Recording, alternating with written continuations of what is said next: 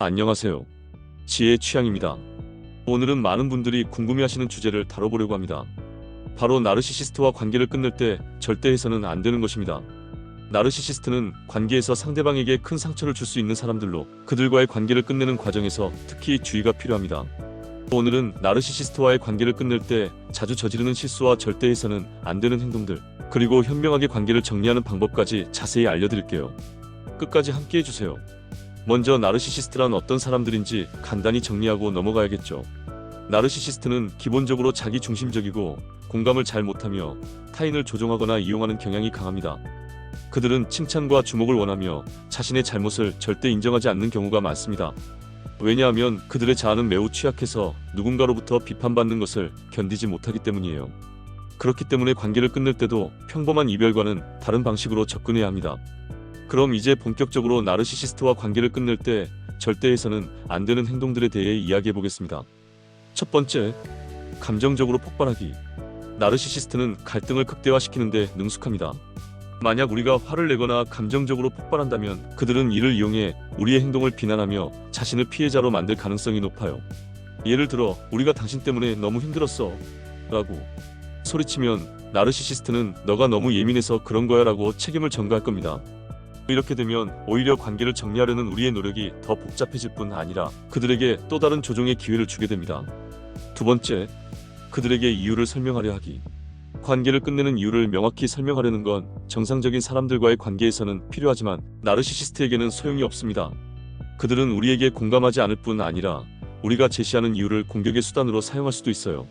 예를 들어, 너는 나를 무시했기 때문에 헤어지고 싶어라고 말하면 그들은 너가 나를 제대로 이해하지 못했어라며 대화를 자신의 유리한 방향으로 끌고 갈 겁니다.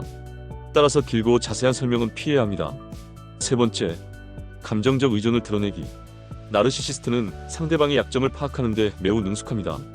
만약 우리가 관계를 끝내면서 그들에게 우리의 감정적 의존을 보인다면 그들은 이를 이용해 다시 우리를 조종하려 할 가능성이 높아요. 예를 들어, 나는 너 없으면 살 수 없을 것 같아 라는 식으로 말하면 그들은 다시 관계를 유지하려는 척하면서도 여전히 우리를 힘들게 할 겁니다. 네 번째, 그들과 논쟁하기. 논쟁은 나르시시스트가 가장 좋아하는 게임 중 하나입니다.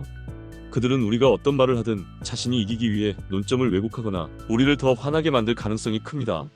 논쟁을 통해 상대방을 납득시키려고 하면 할수록 우리는 점점 더 지치고 그들은 점점 더 유리한 위치에 서게 됩니다. 따라서 논쟁은 애초에 시작하지 않는 것이 중요합니다. 다섯 번째, 회유하거나 동정을 구하려 하기. 회유와 동정을 구하기 위해 한 번만 나를 이해해줘라는 식으로 그들에게 동정을 구하려는 행동 역시 역효과를 낼 수 있습니다. 나르시시스트는 우리의 감정을 이용해 자신이 우위에 서려는 경향이 있기 때문에 그들에게 연민을 기대하는 것은 위험한 선택입니다. 여섯 번째, 복수를 시도하기. 마지막으로 복수를 시도하는 것도 절대 해서는 안 되는 행동 중 하나입니다. 복수는 일시적으로는 통쾌할지 몰라도 결국 그들이 다시 우리의 삶에 개입할 수 있는 핑계를 주게 됩니다. 또한 그들이 우리를 더욱 괴롭히려는 이유가 되기도 하죠. 나르시시스트는 우리가 자신에게서 자유로워지는 걸 가장 두려워하므로 복수보다는 조용히 사라지는 것이 더 효과적입니다. 그렇다면 나르시시스트와의 관계를 현명하게 끝내기 위해 어떤 점에 주의해야 할까요? 첫 번째, 명확하고 단호하게 선을 긋기. 가장 중요한 것은 명확하고 단호하게 의사를 전달하는 것입니다. 짧고 간결하게, 예를 들어 우리 관계는 여기까지입니다 라고 말한 뒤 더 이상의 설명은 하지 않는 것이 좋습니다. 두 번째, 회색 암석 전략 사용하기. 이 전략은 나르시시스트가 관심을 끌지 못하게 하는 방법입니다. 우리가 그들과 대화해야 할 때 최대한 감정을 배제하고 심리적으로 회색 암석처럼 무미건조한 태도를 유지하는 것이죠. 이렇게 하면 그들은 더 이상 흥미를 느끼지 못하고 스스로 물러나게 될 가능성이 높아집니다. 세 번째, 연락을 차단하기. 관계를 끝낸 후에는 그들과의 모든 연락을 차단하는 것이 중요합니다. 전화, 문자, 소셜미디어 등 모든 경로를 차단하고 다시 접촉하려는 시도를 허용하지 않는 것이 핵심입니다. 네 번째, 주변에 도움 요청하기. 나르시시스트와의 관계를 끝내는 과정에서 혼자서 모든 것을 감당하려 하지 말고 믿을 수 있는 사람들에게 도움을 요청하세요. 상담사나 친구, 가족의 지지가 큰 힘이 될 수 있습니다.